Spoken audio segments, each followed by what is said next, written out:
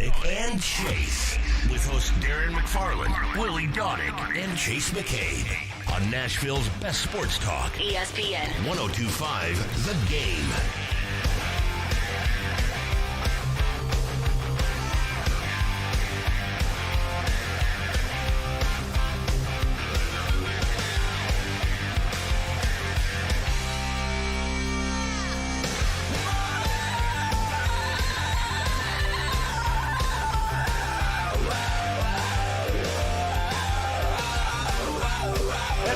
Wednesday morning to you, and welcome into the DDC here on ESPN 102.5 The Game. Hope everybody's having a good start to your day.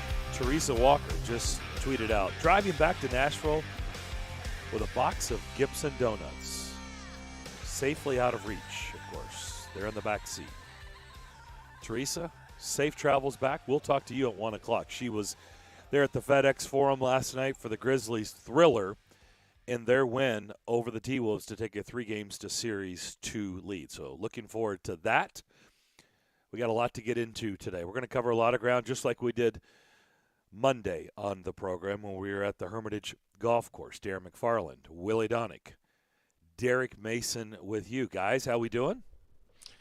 Doing guys? Wonderful. Doing wonderful. It was a pause, Derek. It was like you weren't sure.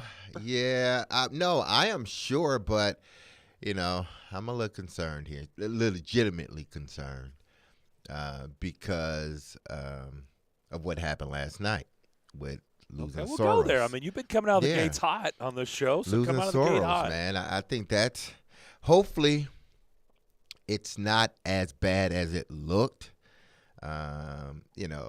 Anytime you have an injury when no one touches you, that is, that's cause for concern.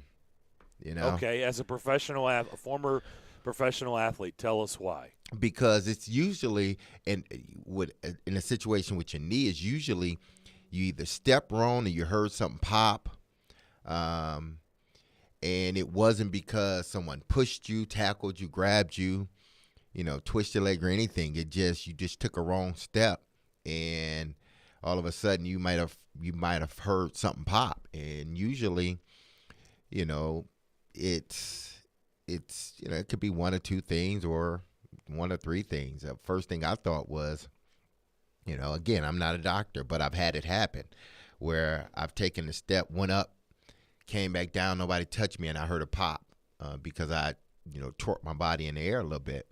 And it was a torn meniscus. Not to say that that's what it is, but I'm just telling you from experience. So I hope it's not that. I hope it hasn't anything, it doesn't have anything to do with that. Hopefully he can be back before the playoffs start. But, man, he didn't put any weight on that knee. So that's a cause for concern, for me at least. I can confirm I'm right with you. I don't think. Well, that's just my eyes. My eyes are telling me lower body. Mm-hmm.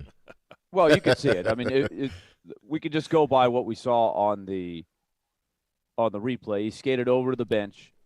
He got checked by the trainer, and you could see he was maneuvering, his left leg, left side. So it's hard to get specific on what it might have been. But, it didn't take very long to head back, and it looked like as he went to the bench and then back to the tunnel, it was – he was laboring a lot. As Derek said, I think that's accurate. He couldn't put much weight, if any, on that side. So I went back and watched the replay to see if I could see anything that maybe we didn't pick up on replays. Like in real time, there was a long stretch. There was a penalty kill right before it. Mm-hmm.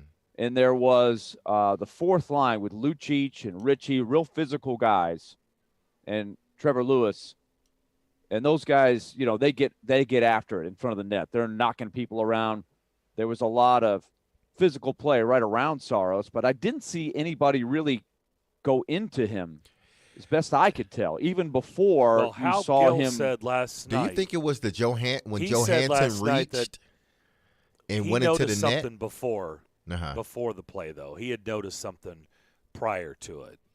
So, well, I was looking for that, and because I heard you guys talking about it, I didn't see specifically what he might have seen. Maybe it happened even way before I was watching. I just was looking at the sequence, the penalty kill before, and then there was an offensive possession that was threatening with a lot of jamming at the net and bodies colliding in front.